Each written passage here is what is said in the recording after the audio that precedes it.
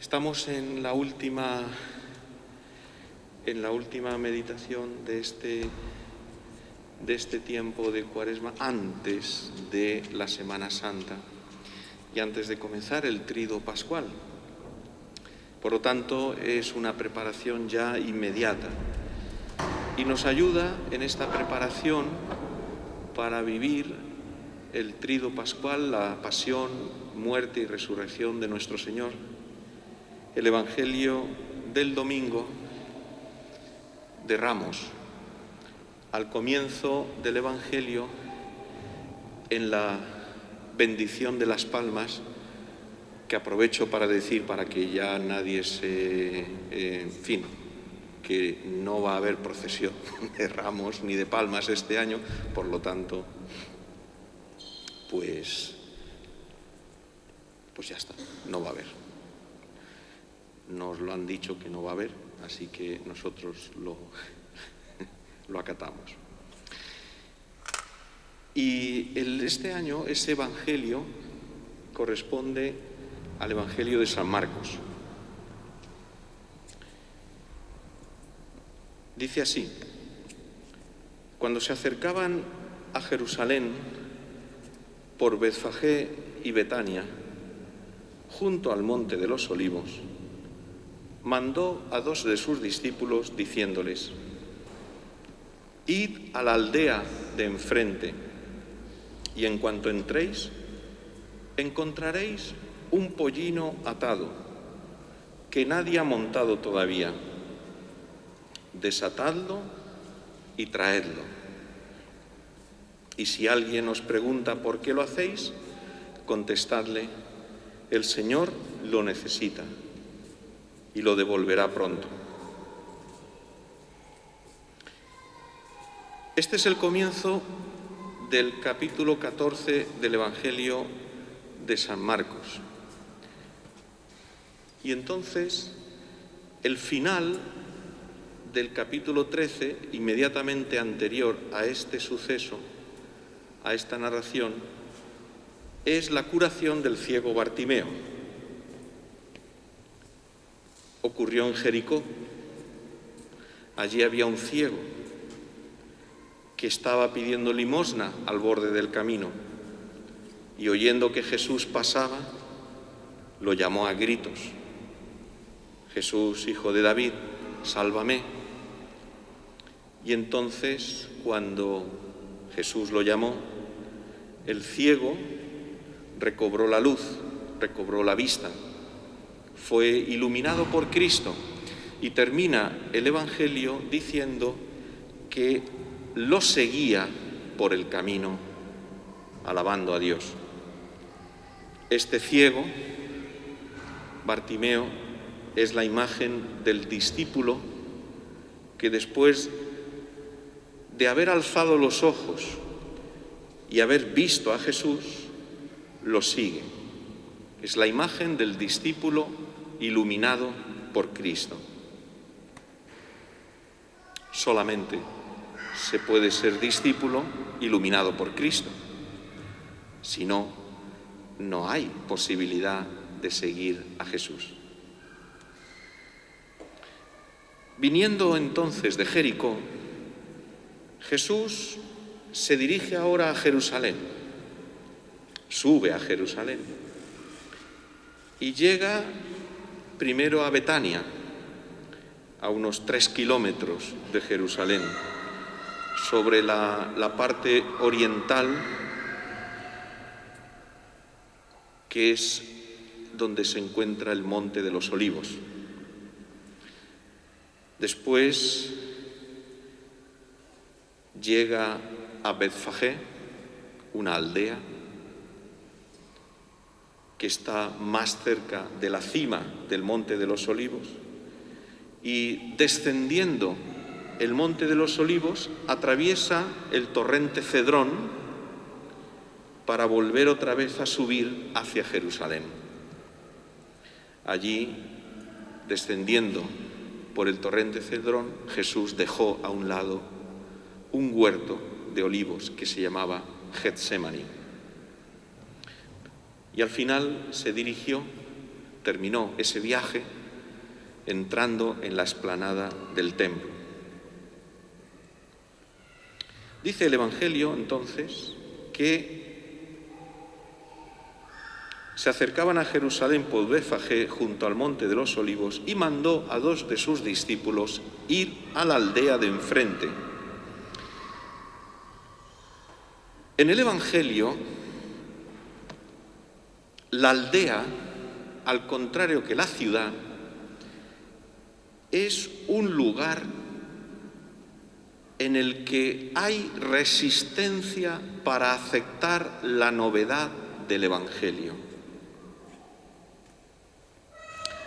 En la aldea se resisten a aceptar el mensaje de Jesús. Están más cerrados que en las grandes ciudades. De tal manera que en el Evangelio la aldea representa esa especie de clausura, de cerrazón de mente y de corazón frente al mensaje de Jesús. Cuando Jesús cura a un ciego, esta vez en Betsaida, dice el Evangelio que Jesús toma al ciego y lo lleva fuera de la aldea. Y uno se pregunta, ¿y por qué?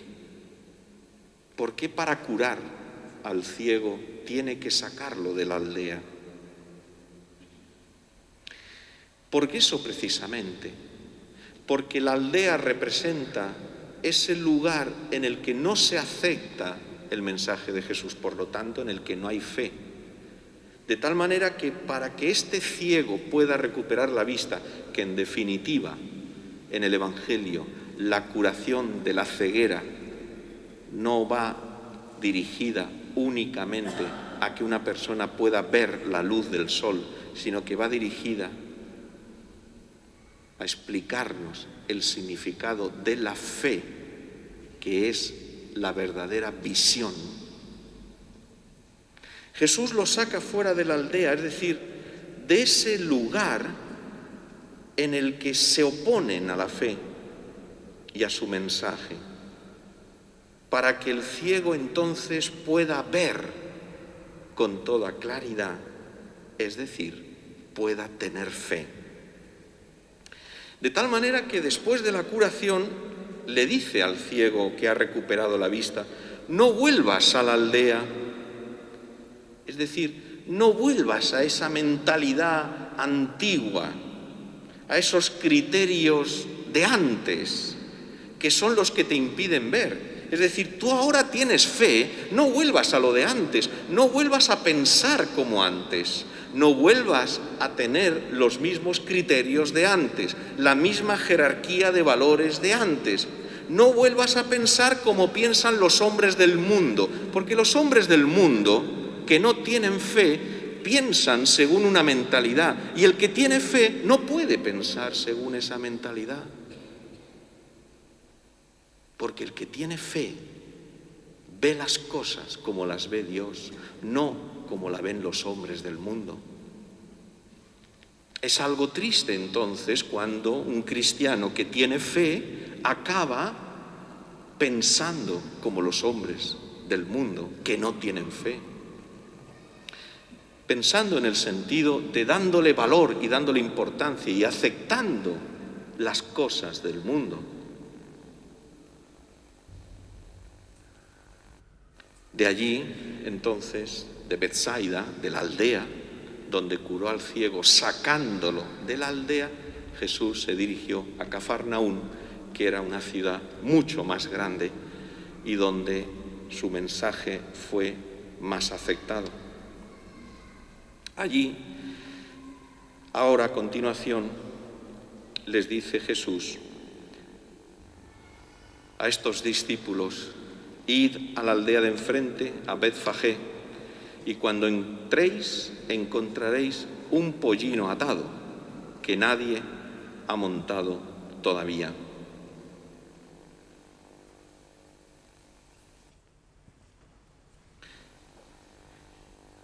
el centro, el protagonista de la narración de este Evangelio del Domingo de Ramos es, curiosamente, el pollino. Es el protagonista porque viene citado 4 veces en pocos versículos, es decir, con una gran insistencia se habla del pollino. Tiene un gran significado. Este gesto de Jesús de subir sobre el pollino tiene una gran importancia y un gran significado que conviene entender para así poder comprender este Evangelio. En el Antiguo Testamento se habla 111 veces del pollino. Yo no las he contado, Esto lo he leído. Supongo que alguien lo habrá hecho y por eso lo ha escrito. Es decir, yo no me dedico a contar estas cosas, las leo. Ya solo me faltaba ponerme yo a contarlas. Pero es una cosa muy interesante porque es bonito ver el número de veces que la Biblia cita una palabra, porque eso da idea de la importancia que le da. 111 veces aparece en el Antiguo Testamento, en el Nuevo Testamento menos. Y siempre este animal viene presentado de una manera positiva. Es el símbolo del animal humilde, manso, trabajador. Es decir, el pollino trabaja y basta, no se rebela. Es el símbolo de la paz. Porque el pollino, a diferencia del caballo, nunca viene usado como animal de guerra. El caballo sí. El caballo es el símbolo de la fuerza, del animal poderoso, del que es utilizado en la guerra para vencer y dominar y someter. El pollino no, porque no puede, no da más de sí. Fíjate cómo es esta imagen que en el libro del Éxodo, para explicar que Dios ha derrotado a Egipto, dice: ha arrojado al mar caballos y caballeros, carros y caballos. Así es como el libro del Éxodo explica que Dios ha humillado el poder del faraón. Ha arrojado al mar carros y caballos. Dice el Evangelio: desatad al pollino y traedlo. ¿Por qué Jesús utiliza este animal para hacer ese recorrido de apenas 2 kilómetros desde Betfagé hasta Jerusalén? Porque así está cumpliendo una profecía, la profecía de Zacarías, que dice así: salta de gozo, Sión, alégrate, Jerusalén, mira que viene tu rey, justo y triunfador, pobre y montado en un borrico, en un pollino de asna. Suprimirá los carros de Efraín y los caballos de Jerusalén, romperá el arco guerrero y proclamará la paz a los pueblos. Su dominio irá de mar a mar, desde el gran río hasta los extremos del país. Es decir, Jesús les dice a sus discípulos, a estos 2 discípulos que ha mandado a Betfagé: desatad el pollino, es decir, realizar, que se cumpla la profecía de Zacarías, que se cumpla la profecía de Zacarías. Dios viene a nosotros montado no sobre un caballo, es decir, Dios no viene de una manera poderosa, fuerte, dominador, guerrero, violento, sino que Dios viene en la humildad de un pollino, en el servicio, en el don de sí, en la paz. Desatadlo. Es curioso porque Cuando se lee este texto, uno oye eso desatado y dice, claro, para traerlo hay que desatarlo, si no. No, desatarlo quiere decir liberar la humildad, liberar el servicio, dejar libre que entre el espíritu de servicio y de mansedumbre que la profecía de Zacarías había anunciado y que Jesucristo va a cumplir y va a realizar en Jerusalén en aquellos días santos. El pollino está atado en la aldea, porque allí todavía están en la aldea resistiéndose al mensaje nuevo de Jesús, que es un mensaje de paz y de servicio. Y todavía están con la mentalidad vieja, la mentalidad antigua, del espíritu de dominio, de poder, de ambición, de guerra, de conquista. Y Jesús ha venido a traer un espíritu nuevo. No he venido a ser servido, sino a servir y dar la vida en rescate por muchos. La novedad de Cristo es la novedad de ese reino que Él ha venido a instaurar, porque Cristo no tiene sueños de dominio ni de conquista, sino de paz y de servicio. Es curioso cómo los que se oponen, los que ponen resistencia a que se lleven el pollino que está atado, no es el dueño del pollino, sino unos que están allí. Porque también nosotros tenemos resistencia a dejar entrar en nuestro corazón el espíritu del servicio, del desprendimiento, del don de sí, del olvido de sí, del abandono, de la entrega, de la generosidad, de la disponibilidad, del sacrificio, de dar la vida. No aparece en ningún momento el dueño del pollino, porque el dueño de la paz es Cristo.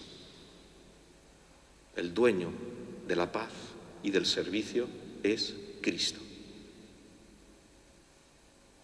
Y Cristo quiere que también nosotros desatemos en nuestra vida esta capacidad de servir que hay en nosotros y que Cristo quiere poner en nuestro corazón. Más adelante,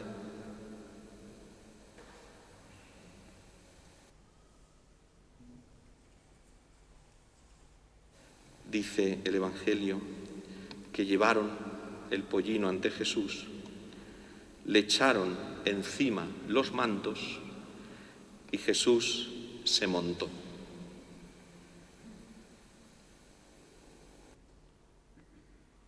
¿Qué significa esto? Hay una gran enseñanza, muy importante.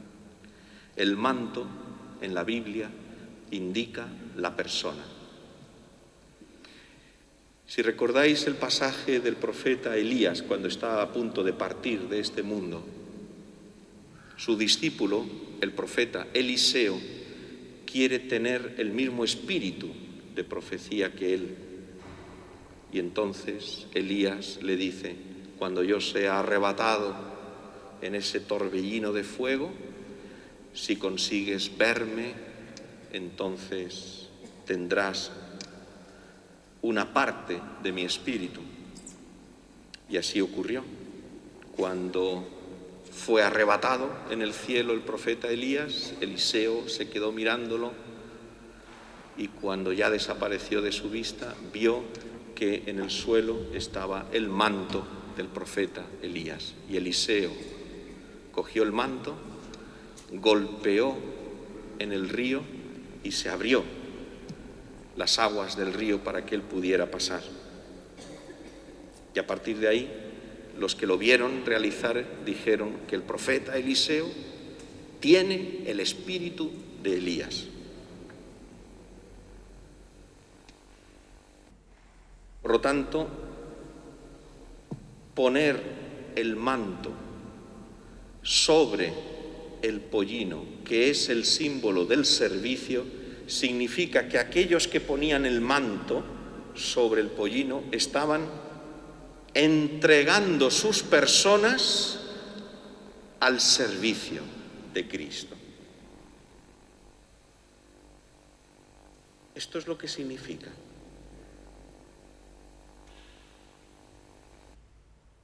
Jesús se montó encima, es decir, Jesús se sienta encima de esos mantos que están colocados sobre el pollino como un trono, porque Jesús es el que sirve, porque Jesús es el que hace posible que nosotros sirvamos. Sin embargo, dice también el Evangelio una cosa que pasa desapercibida. Bueno, como esta de los mantos. Yo creo que poca gente sabe esto de los mantos. No sé, si yo lo acabo de descubrir hace poco.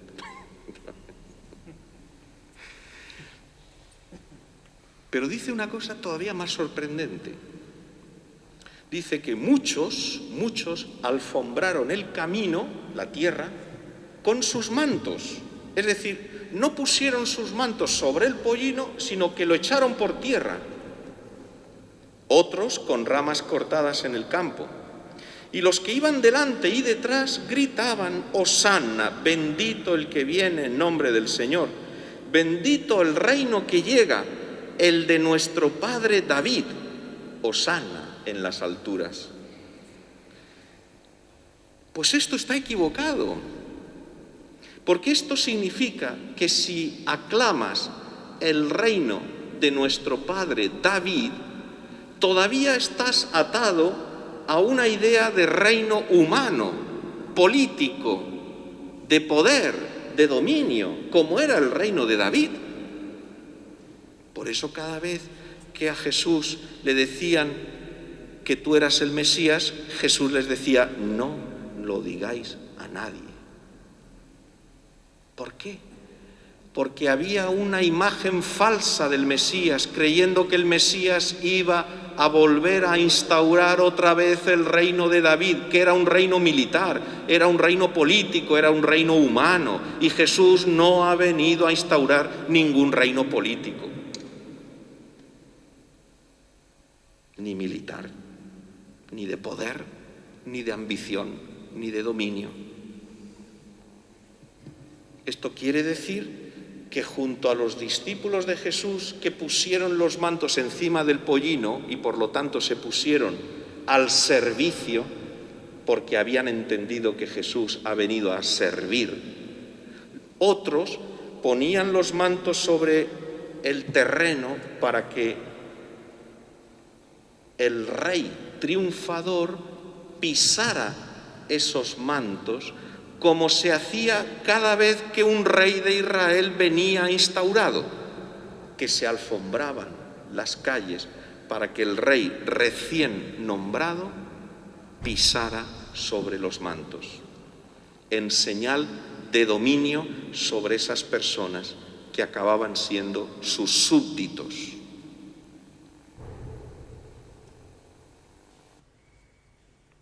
Entrando a Jerusalén, todavía hay gente que acompaña a Jesús, pero que no ha entendido para qué se están dirigiendo a Jerusalén.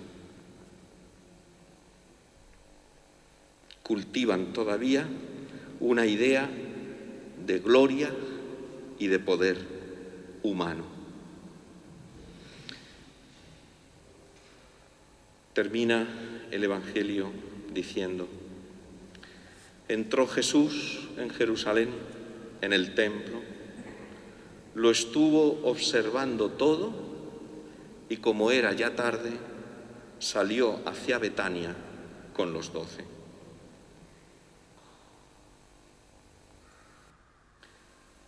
Así pues, esta narración, todo el Evangelio de San Marcos y también de los demás evangelios sinópticos, San Mateo, San Lucas, especialmente San Lucas, está concebido todo el Evangelio como ese camino que Jesús realiza desde Galilea hasta Jerusalén, subiendo a Jerusalén. Jerusalén está en alto, está a más de 700 metros de altura sobre el nivel del mar. Por lo tanto, siempre hay que subir hacia Jerusalén.